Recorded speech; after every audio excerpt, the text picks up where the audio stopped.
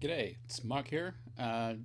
Someone was asking about non-Lightroom importing tools, and I think it was Captain Lou who mentioned that I use Photomechanic, so I thought I'd just give a very quick demonstration of the workflow that I often do with Photomechanic.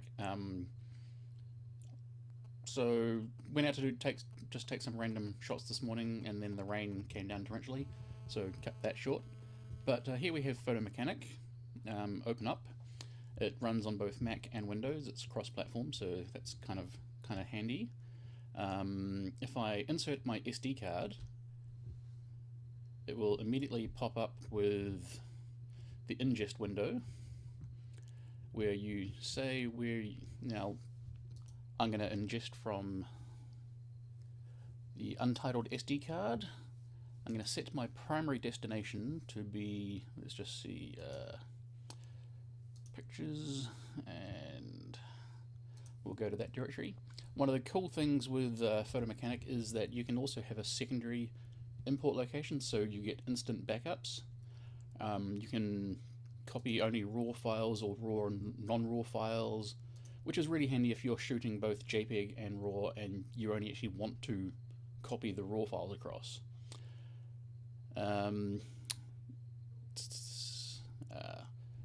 Metadata is one of the biggest things in Photomechanic, so we can easily set our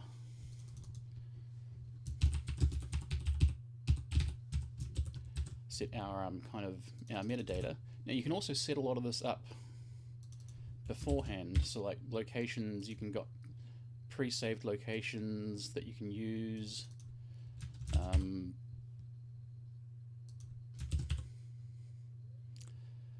Yes, something was messed up there.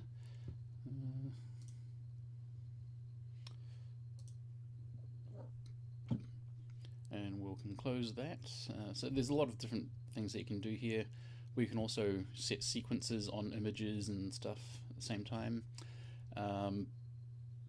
We can copy directly into our primary folder, or we want to copy into a subdirectory. So this is just call it new beginnings, and we can actually rename the photos as we import them, which is also super handy. However, I don't normally do this because I usually rename and renumber after I've done my culling, so we're not going to do that today. You can also tell it to erase the disk after ingesting, so that you've immediately got a fresh, clean SD card, and you can just unmount afterwards. And yep, so then we just click ingest, and immediately we start seeing photos coming in.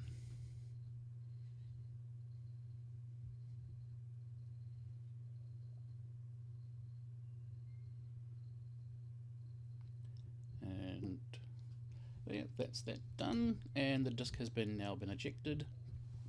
So now we go through the process of our culling. So we can see here that we can resize you, we can change the sizes of our previews. Now, one of the great things I love about Photomechanic is it doesn't pretend to be a raw processor or do anything with your images, other than showing you the JPEG that's been encoded inside the photo. So I'm shooting Fuji, and I'm shooting with the Acros red black and white simulation, so that's what I'm seeing here. So normally when I shoot concerts, I'm also shooting black and white. When I'm actually taking the photos, I'm not concentrating on colors, so often I don't actually realize what color or what scene is around me at times, unless I'm just after I've sat back and started watching the show. So I don't necessarily know what colors I've got in my photos until I get home, which is confusing and at times, but something that you get used to. And that's just my personal workflow currently. But even here, when I'm doing my culling, I also don't see the colors. So my perception is not based on the colors. So go into the culling process, where you just double click the photo and it opens up. Now, I must say, it looks like a bit of a toy. These icons do not look fancy, but it works, and it works really fast. So normally you can just, so I can just cursor up and down, and because it's not doing any kind of JPEG, any raw processing, it's just going through the JPEGs. It's lightning quick. So I just tag that one. Don't like that because it's got the bars in it. I'll tag that. I'll tag that one. Tag that one. Tag.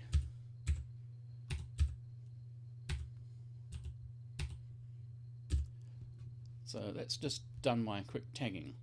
Now, tagging is not necessarily what I actually want to do.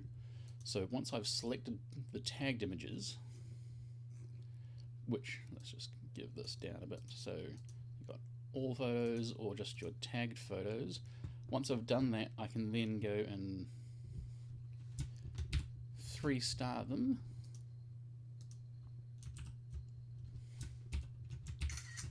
Ow, no, didn't. Why is it when you really start to try and set the rating to 3 stars, it's just a control there. So that's now set the 3 stars. Or you can set your color rating depending on how you actually want to handle your processing of things. Now this is where I generally quit out of Photomechanic, and that is all I've done. Actually, no, we'll just go back into there, because I'll actually do the actual culling. May as well show people that. Where are we? New beginnings. So if we go back to the untagged, no, we'll go all. So tag, that was one that I didn't want.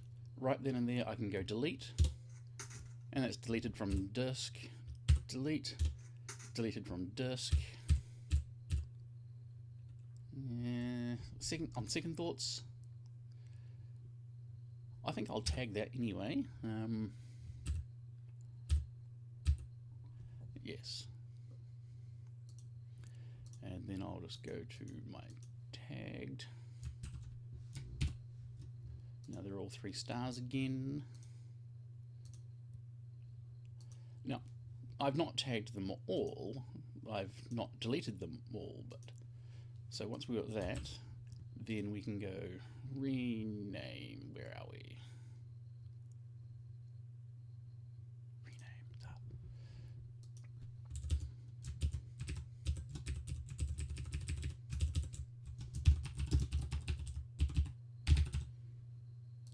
I'll set that sequence to start from 1. Rename. And that's now renamed all of the files, and that's pretty much where I end up with no longer using Photomechanic. For concerts, when I'm going through several hundred photos or more, this workflow just seems so much quicker for me. And that's generally all I do there. And then currently I'll then jump into Alien Skin, which is my current editing tool of choice. New beginnings. Set my filter to greater than 3, and this is when I will start to actually see the fact that these might be in color.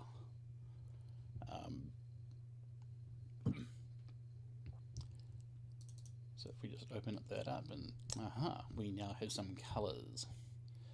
So what I'll normally do, just select everything. It's just quick across the board, apply some sharpening, and maybe a little bit of clarity, just a bit of a hint. And that does that across all of those different photos. Oh.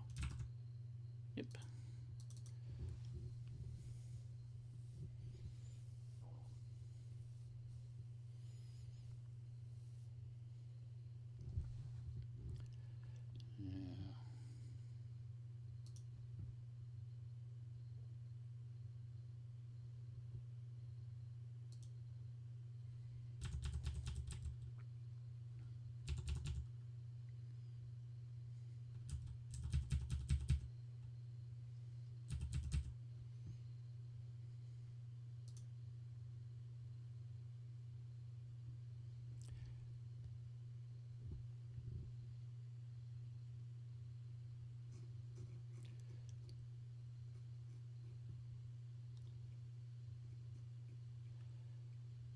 So yeah.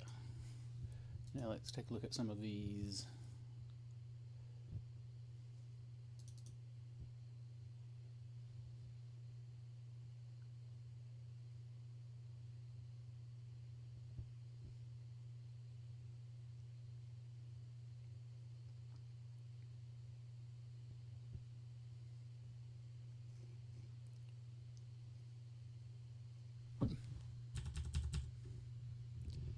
One of the great things I like about Alien Skin is that the hotkeys just seem to work really well,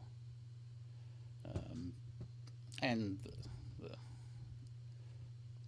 I do quite like some of the filters and presets that we've got here.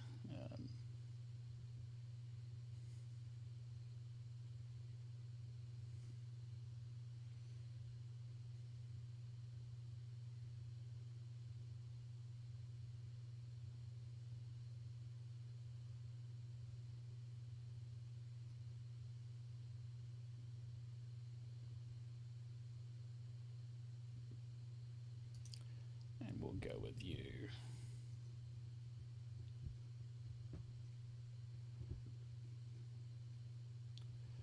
And we change our aspect ratio. We want to be 16:9. I'll just lift you up to there.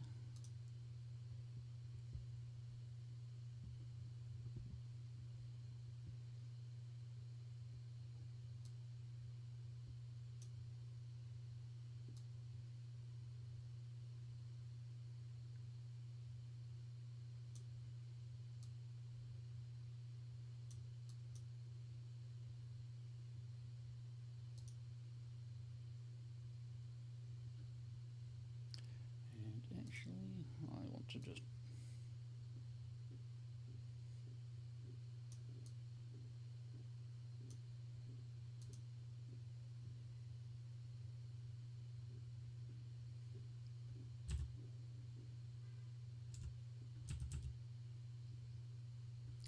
and sorted.